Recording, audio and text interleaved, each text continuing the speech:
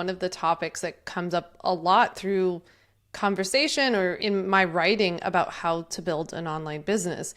I think a lot about how you're supposed to have the money to start an online business. Like a lot of people go into starting their own business because they want to make more money, or they're not making enough money, or they just want to get out of their job, and you just flat out need enough money to live, right? But I think you probably all hope that your circumstances are going to continue to improve and you'll be able to support yourself and your family. So it's something that's not lost on me. And like being in an industry where there's a lot of talk and a lot of like not so humble bragging, I guess I would say, about how much money people make and how much money their businesses generate and their courses and products generate, I think there's not a lot of talk, which there should be, about how to actually budget and plan and save for actually starting that business. I'm hoping we kind of have a more realistic conversation today about some of the things that you might be able to do, even if you've technically already started your business, in order to kickstart this business financially. Even if we have to take a couple of steps back and reverse engineer, that's totally okay. And also we can be smarter about where we spend money, because sometimes in those same messages I get from people saying that they're trying not to spend any money on like a website or the legal stuff or any education around the business stuff. They're buying courses on Pinterest or email marketing, even though we're not there yet, right? So we can also be smart about where we spend our money. To look at how much it costs to buy the domain that you want to buy, that you would kind of have to know what you want to name your business, or at least what you want your website to be. But how much is that going to cost? That's usually really inexpensive. If you go through a tool like GoDaddy or SiteGround, I love SiteGround. I use that for my hosting. I buy a lot of domains from GoDaddy. It kind of depends. I mean, if you want like a super popular domain, it might be a little bit more expensive, but if you're going to go with something more specific like your name, it might be very inexpensive, like $9.99. Now, of course, you want to go on there and pretend like you're going to register for it, or just go ahead and do it if you want, but you want to go through the whole process because it looks like it's just $9.99, but then you have to like add on website protection, all that.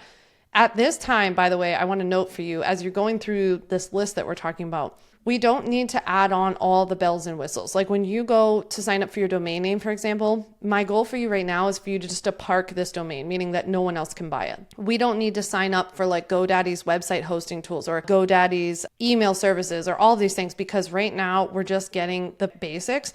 And also people end up wasting a lot of money in this phase because you add on all these tools and like extra things at checkout that you don't really need or that are redundant from other tools that you are going to need. So right now, let's just get the domain parked and save that. The next thing you have to look into really depends on what you do, but you need to look into the software that you need just to get started, right? We don't need a million bells and whistles. We don't need 15 kinds of software. We just need whatever it is that you need to run your business to start. Maybe that's a client management platform. Maybe that's an email software tool. Maybe it's like Google Suite, so you can run your business off of like Google Docs and sending email and connecting that to your domain, that kind of stuff. So I just want you looking into that part. Next up, based on what you do, you might need equipment or tools. Like maybe you need a new computer, or you need some sort of equipment or software or tools that I don't know about, because it really depends on what you do.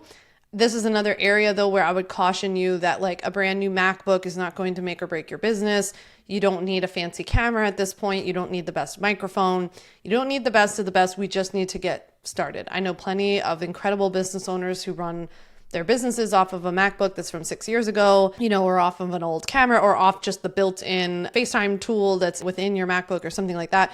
You don't need to go out and get anything. So as we're going through this whole research phase and we're going through and we're collecting information, we're figuring out what you need, I want you to continuously come back to this place of like, I'm just getting what I need right now. I will add as I need. I will not buy as I hope for the future, right? So we are just getting what we need right now, and you can always add.